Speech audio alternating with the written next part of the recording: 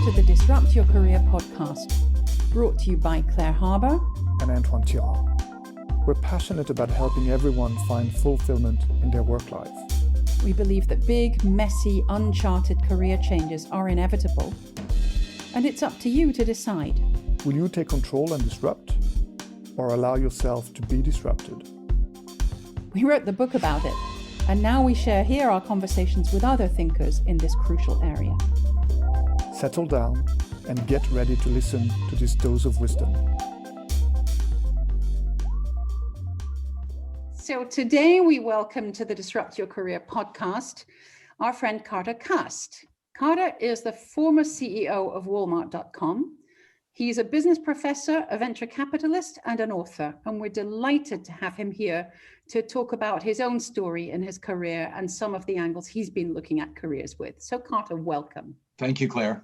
So let's start quite simply with some sort of story of your career journey. You've done an awful lot of things. You know, you're definitely one of the poster kids for disruptive and varied careers. So tell us a little bit about how you've been disrupting things all along the way.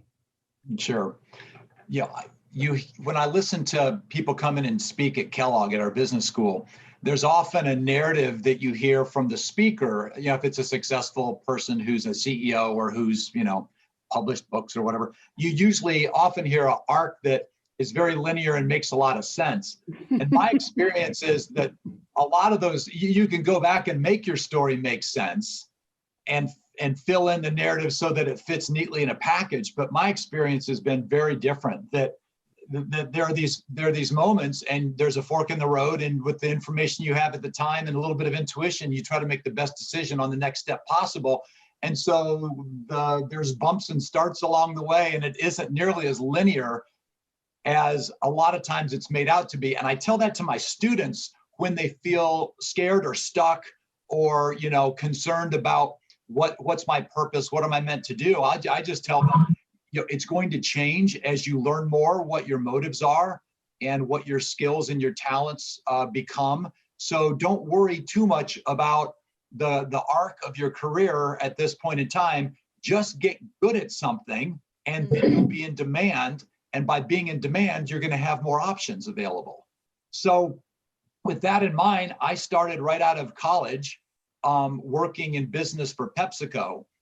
And for 5 years, I was in the restaurant division of PepsiCo when they used to own restaurants. I was in Canada and we were opening up Pizza Huts and Taco Bells fast and furiously. And I was in, after going through an operations rotation, I was in marketing.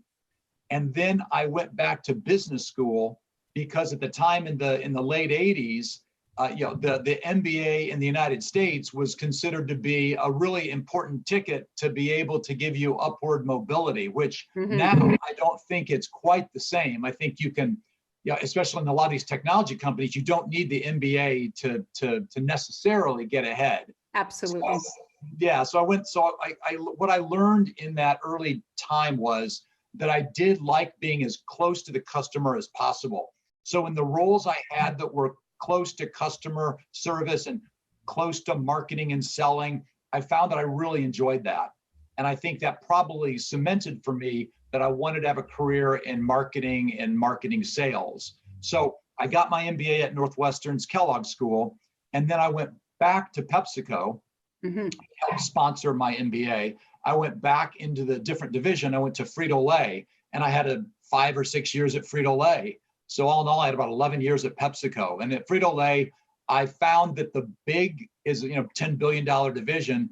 I found I didn't enjoy the level of bureaucracy and checks and balances.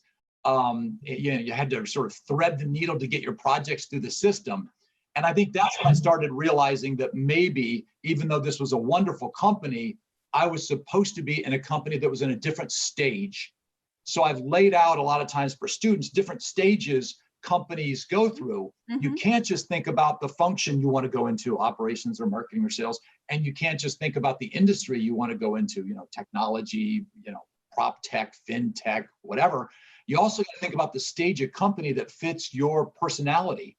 And I ended up I worked my way into earlier and earlier stage companies. eventually doing a startup with two other guys selling diamond engagement rings to men over the internet in the late 90s. And it sounds crazy, but it was a successful company and called Blue Nile. Yes, and so yes. I realized I loved those early stage companies where you had to define what the product strategy was, and you had to determine the values, the culture you were going to, what walk you wanted to walk. That was the part I liked, sort of put order to messiness. I like that better than being in a big mature company. And so for the rest of my career, I did early stage companies where I helped start up and scale a company, and then I would leave and go do that again. That changed when I got married and moved to Chicago and started helping the new dean at Northwestern's Kellogg School improve the entrepreneurship offering at Kellogg. And after doing that for 6 months as a consultant, she asked me if I would come on and teach.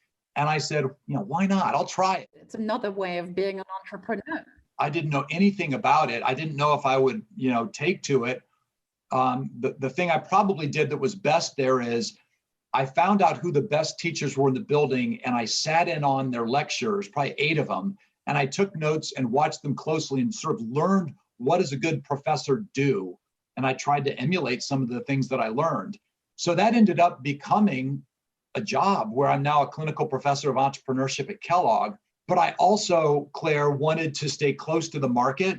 And so I also took a job as an advisor at a venture capital firm looking at early stage businesses to invest in. And that led to becoming a venture partner. So now I split my time between teaching and venture capital. And then off to the side, I wrote a book about career just because I wanted to sort of codify what I've learned and help the students. I didn't see a lot of material about what can hurt you in your career. I saw a lot of material about success stories, but I saw very few failure stories. And you learn more from your failures than your successes. So I ended up writing a book about the biggest derailers that can hurt a person's career, especially in sort of the early and mid stages of career development. I did that 2 years ago. So that's it. I split my time teaching, doing venture capital, and then I do some writing on the side. So tell me a little bit more in all this incredibly varied mix of activities that you have. Tell me a little bit more about how you got so interested in career management. Obviously you've had to manage your own career.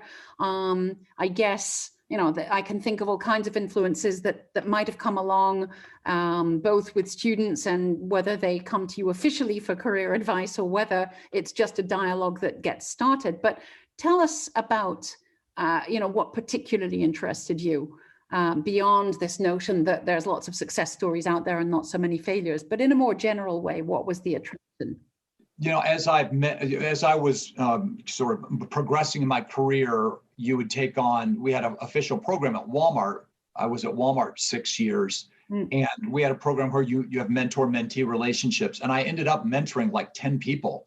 And I really enjoyed trying to help people in their careers.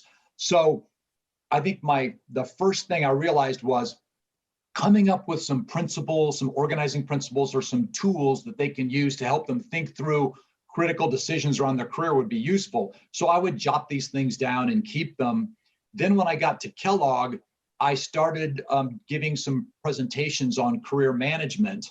And then I partnered with our career management center and started creating more material. So I think it just over time, it became something that I realized there was a lot of demand for.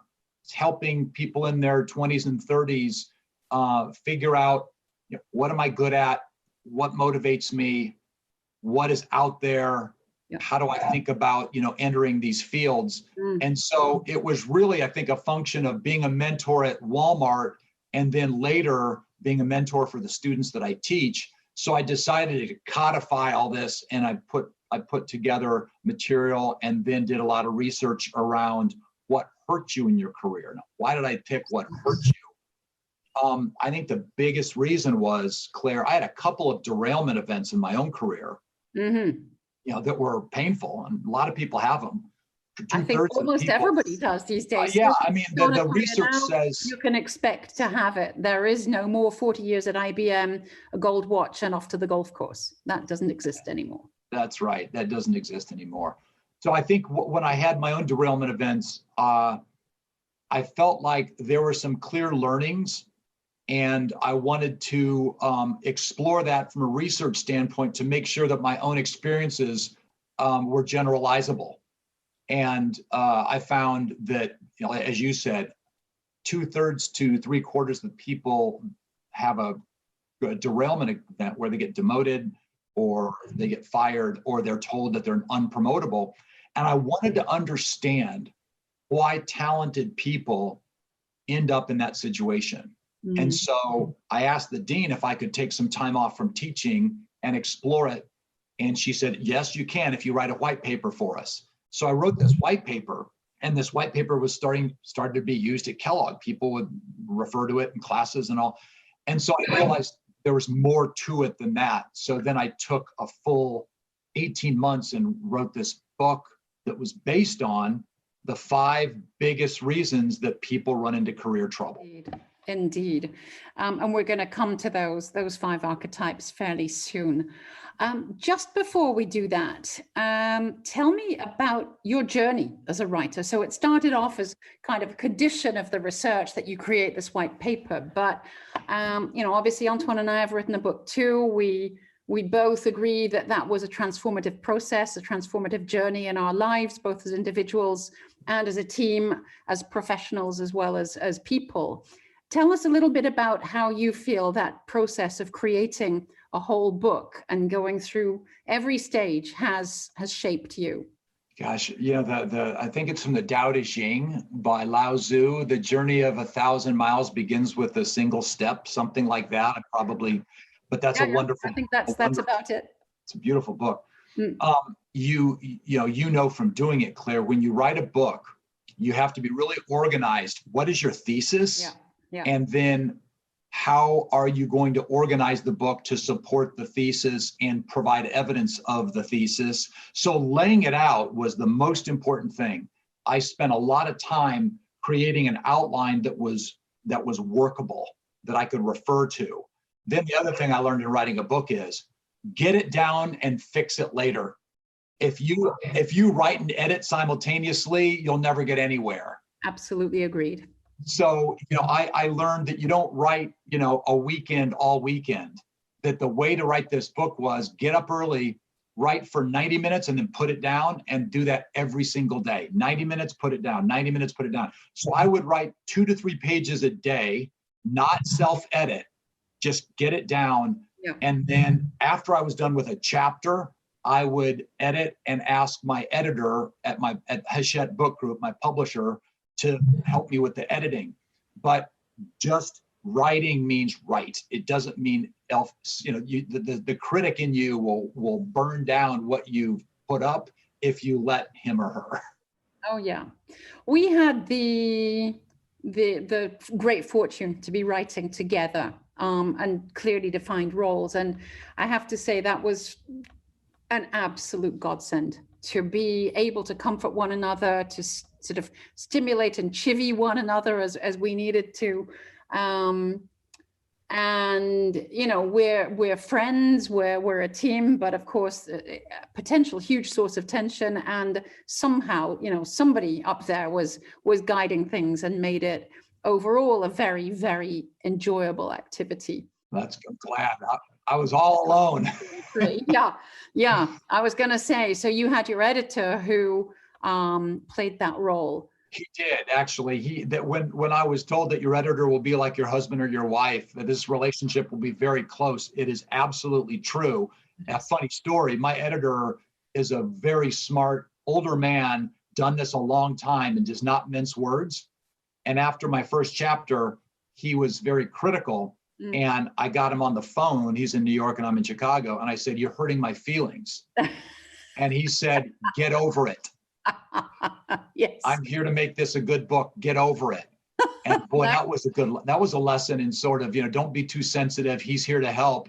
Yeah. And of course, after a couple chapters, I realized some of the things I was doing wrong, from a stylistic standpoint or from a content standpoint, because I learned from how he approached editing. So it ended up being this marvelous experience working with an editor who is, who's very, very experienced, and it helped me learn to write more directly, with more immediacy, with better examples, and be as brief as possible. Absolutely, it is. It's a discipline. So let's go into some of the content of the book. By the way, we haven't mentioned the title of the book, but it's called The Right Stuff, isn't it? Yeah, the right and wrong stuff, because I put the wrong in there with a big accent on the wrong too. So exactly.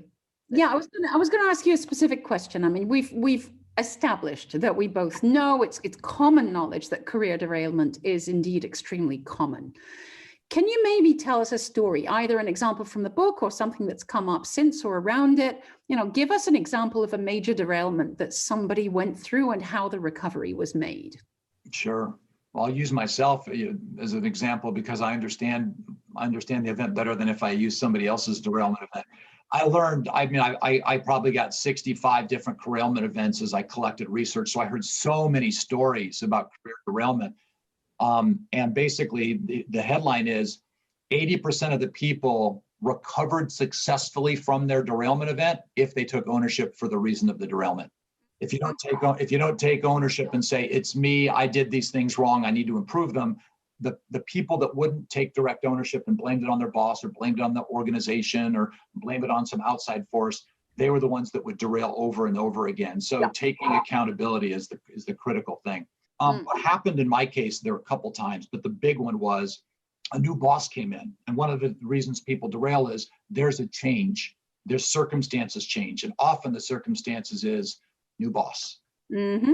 My old boss gave me a lot of room to run. And I was probably 35. I was sort of senior manager, director level. So I was middle management. And I understood my job well at this point. I was a senior marketing manager, and I was launching kids marketing initiatives at Frito Lay, and a new guy came in that was my boss, who was much more, shall we say, participative than my old boss, who gave me room to run.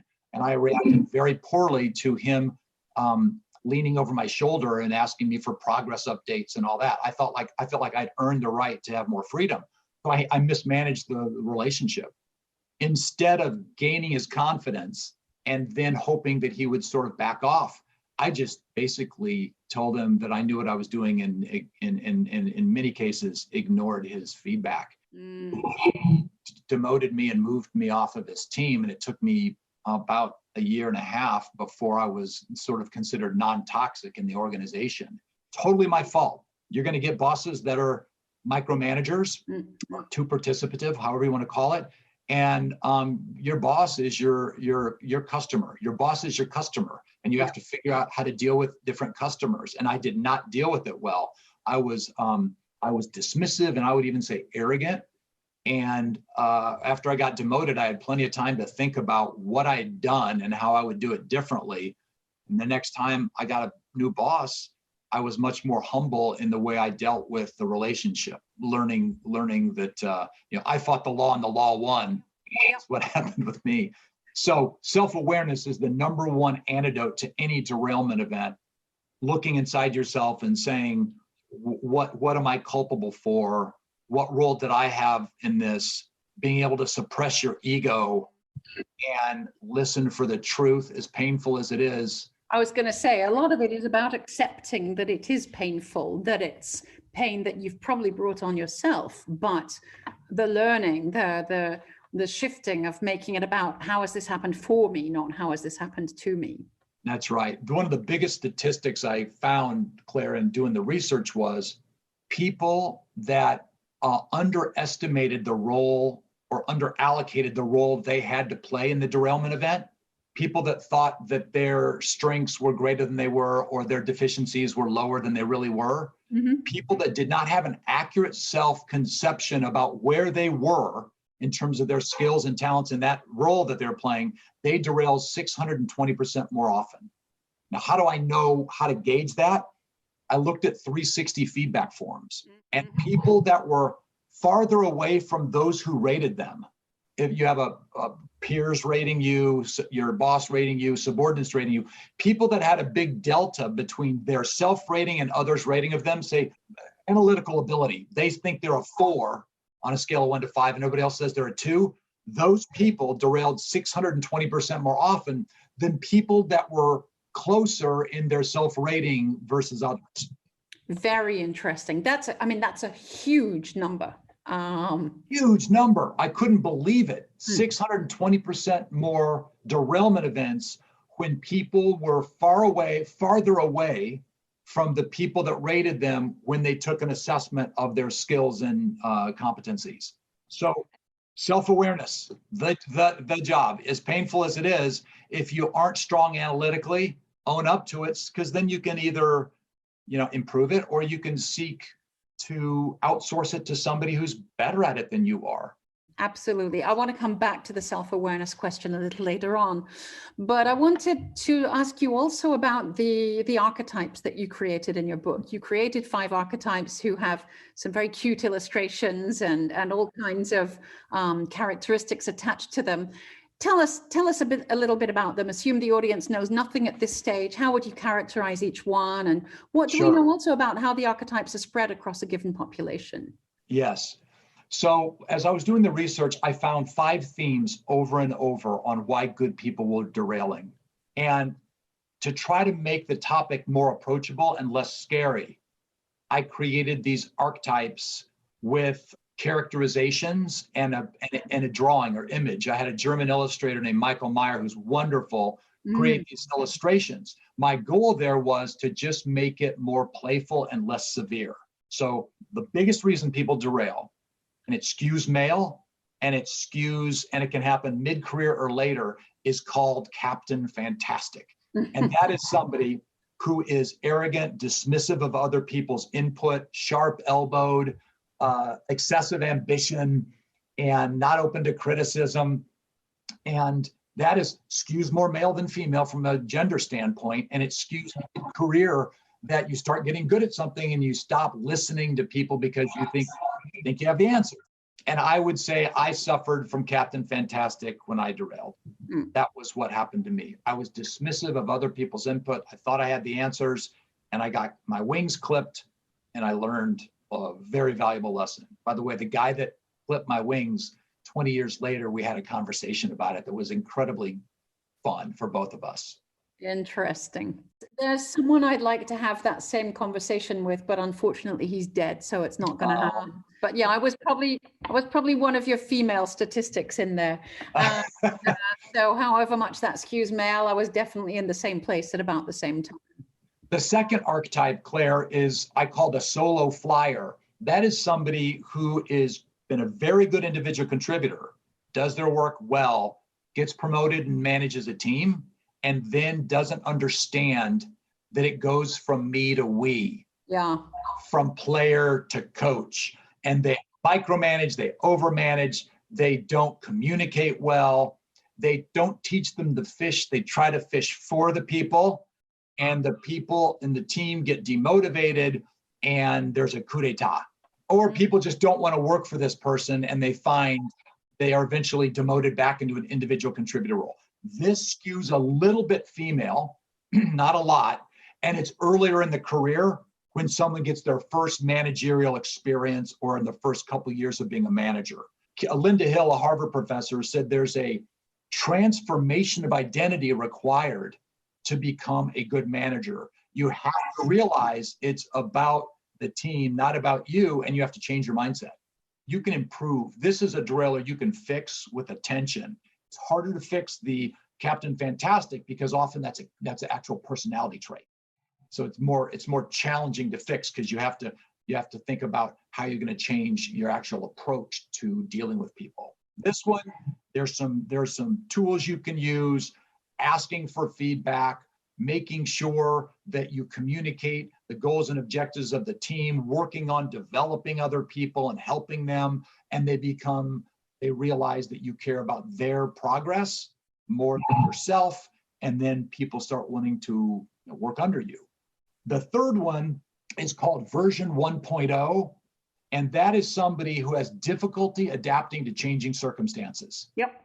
This is how we've always done it. I don't need to know digital marketing. Sales is sales. Well, actually, digital marketing is lead generation for your selling now. You do have to understand social media and how to use it. So this person gets in a groove, and the groove turns into a rut, and eventually they become a dinosaur and a fossil. And this one scares me, Claire, because I'm 57. I'm a VC. I look at deals by people in their 20s and 30s, new companies, new software.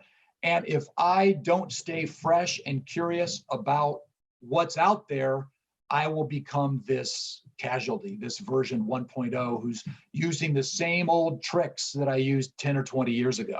Antoine and I are both very conscious of this. We both advise and consult with VCs and PE and are conscious of exactly the same thing. Plus, we're all exactly the same age. So yeah, there is a very real and present danger of being 57 and advising these young swashbuckling things who, have no fear. And yet who do benefit from the advice we can bring them, so long as we can stay current and relevant. That's exactly right. You have to improve your discovery skills. When I say discovery skills, I mean observing, experimenting, questioning, networking, assimilating, all those skills of being outwardly focused in the market, being an observer of human nature, reading publications, asking lots of questions to smart people, creating experiments and learning from them. Those discovery skills is the antidote to not become this version 1.0. Yeah. The fourth one is called the one-trick pony. This, by the way, version 1.0 skews male and often happens mid-career, when you sort of get comfortable in your career. The next one is called one-trick pony, skews heavily female. The one-trick pony gets mired in details associated with their signature skill area, and they have trouble seeing the big picture beyond their area of expertise. They don't seek broadening assignments. And so, they should be taking lateral moves outside their area of responsibility or join task forces to learn what's going on in other areas of the company. But because they're mostly women, they don't see that they can do that unless they're perfect. And that's one of the big tragedies. There is there's a ton of research there that women feel like they have to know 9 of 10 areas to get the new job, whereas and guys— men only want 4 or 5 or something, don't they? It's crazy. We have so much work to do still. You said it. The antidote to this is, looking for people that are experts in areas that are important to the business. Mm-hmm. Ask them for help. Yeah. Take them to lunch. Ask questions. Yeah. Learn the critical path of your business. What are the core activities of your business that drives differentiation versus the competition? Understand those activities. So for example, if I'm at Walmart, critical activities are sourcing and buying, inventory management, inbound and outbound distribution from our warehouses, and store management, understanding where to merchandise items visually in the store. I just gave 4 or 5. How well does this person understand those different activities that the company does? Probably not well enough. So the thing I love about this one, Claire, is this is very fixable. This is just about opening up your aperture. It's also about companies creating the opportunity for that aperture to be opened up. Absolutely right. And I don't know if you've come across the work of Edie Goldberg. No, please tell. So she has this whole thing about the inside gig. And we've got a podcast with her, so you can go back and listen to that. She's written an extraordinary book. She co-authored it, and I'm going to be awful and publicly say that I can't remember the name of the co-author. But Edie's work is extraordinary. And, it looks at the flip side of that, because it's all very well for us to be preaching that individuals should manage their career, and we should. But if organizations don't take the opportunity to support that management in a proactive way, and there are so many different ways they could do it, then they're doing themselves a disservice, because people will leave, however hard they try to manage individually, if they're not being encouraged and nurtured in that career management. I'm going to get it. Thank you so much for that recommendation. It's really worth doing. And the conversation we had with her was fascinating. So do go and listen. I will. This is about access a lot. I interviewed a lot of women, and feeling like you have access into the boys' club, feeling like you have the key to get inside doors into rooms that are smoky-filled rooms where there's lots of discussion. It's feeling like you're not in the mainstream and not having the network. And you know what? I'd go a little further, Carter, and say it's not just feeling that, it's a reality. And the depressing thing is, I can remember sitting down in a very, very sort of impressive room of women leaders, getting on for 15 years ago, led by Rohini Anand. I don't know if you ever came across her. She was CHRO at Sodexo and did an awful lot of extraordinary work around women's roles in leadership. And, we were talking about exactly the same thing 15 years ago, and we're still talking about it now, and so little has changed. Yeah, I mean, Sheryl Sandberg's trying with Lean In and leanin.org and, trying to sort of help with this, but it's just a huge issue. I interviewed for my book in particular, the CEO of Kraft Foods was a woman named Betsy Holden, and she works at McKinsey now.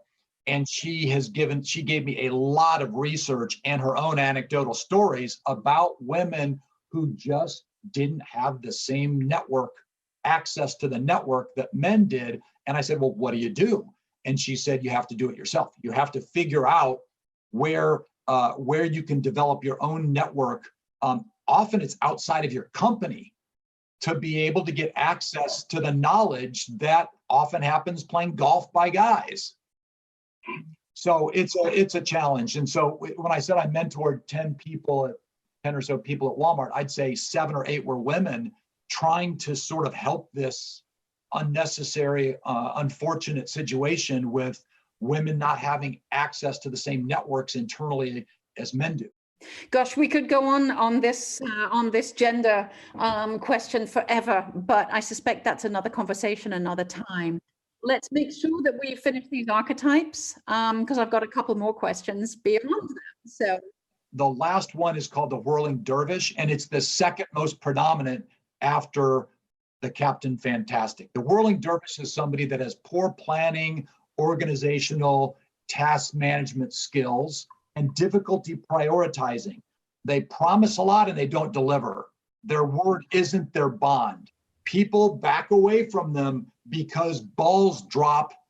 Often they're a pleaser who tries to get too much done, or they don't have a good technique to manage their day-to-day activities. And I always say, read Dave Allen's book, Getting Things Done. What's your approach to management? How are you going to get the tasks done? And how do you prioritize the most important things that drive the needle first, so you don't get in this whirling dervish position where you're running around doing things and balls are dropping? It was the second biggest reason for derailment. It's a self-afflicted thing of people taking on too much, not knowing how to push back, or not having a good organizational task management system that allowed them to complete their work.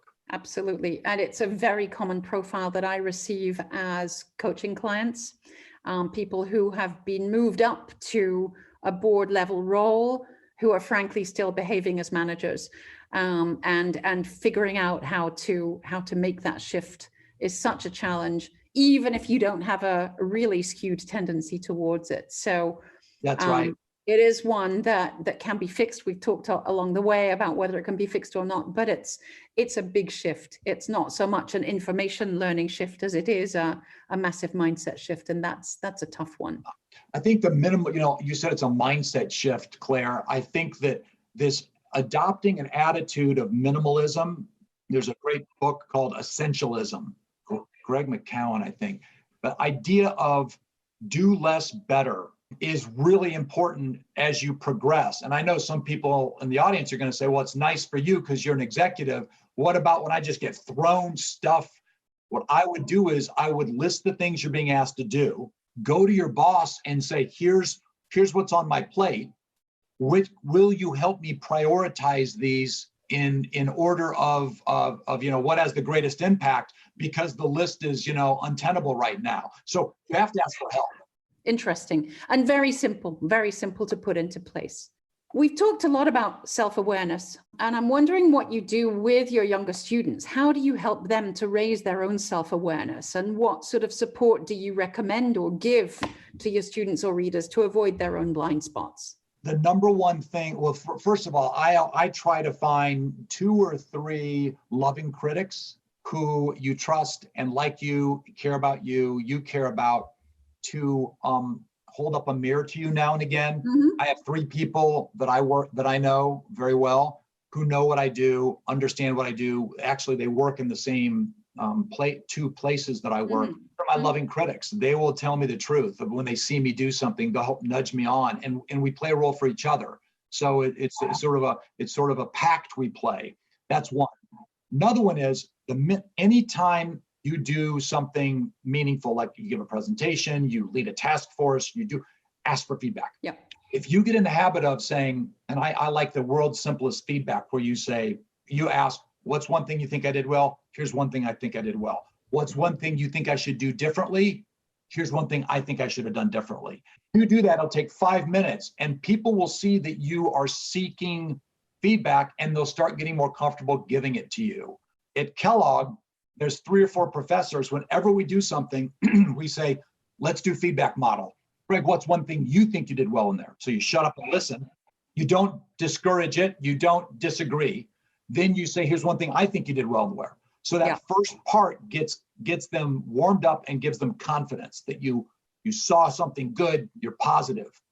Then you say, what's one thing, Craig, you think you could have done differently in there? And you shut up and listen, don't contradict. When they're done talking, you say, here's one thing I think you could have done differently. So you just focus on one good and one developmental, because when we pull somebody in our office and give them 10 things that they need to work on at the end of the year in the performance review, number one, it's outdated. They can't even remember what they did wrong 4 months ago. Well, plus they can't even remember what item number 1 on the list was by the time you got to number 10. There you go. So do it immediately after. Focus on action.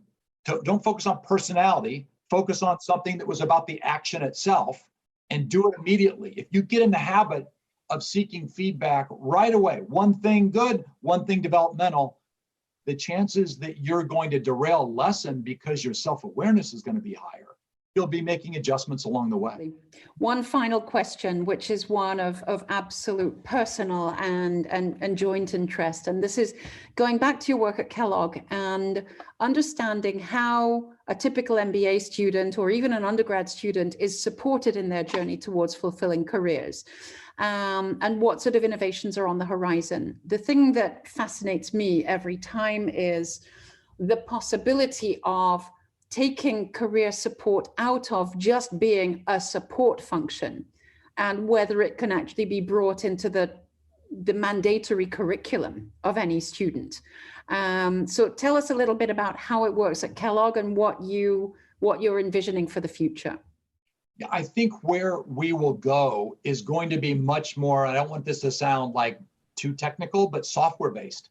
If you have your device, and there are going to be, and there already are, applications where 1, you can do assessments, 2, you can create goals, 3, you can track progress, and you can get prods, and you can also have a feedback loop from other people. So I envision this being, it's probably cloud-based, that you have sort of a place to go where you track progress in your career around goals and objectives and around areas that are developmental needs, and other people that care about you go in and input into that process. And you have like a little personal hub that is a place that you can continue to have a touch base. So this isn't an episodic event that happens once a year at performance review time.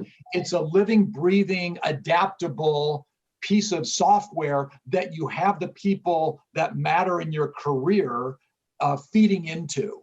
that's where I think we're gonna see more and more of this be tools that are actively used and referred to help you identify activities or projects you can do to continue to work on developmental areas, whether it's a skill gap or it's just the next step in your career, or it's a derailment area that you got to work on. Fascinating. I think you're right, and certainly we are beginning to see such pieces of software.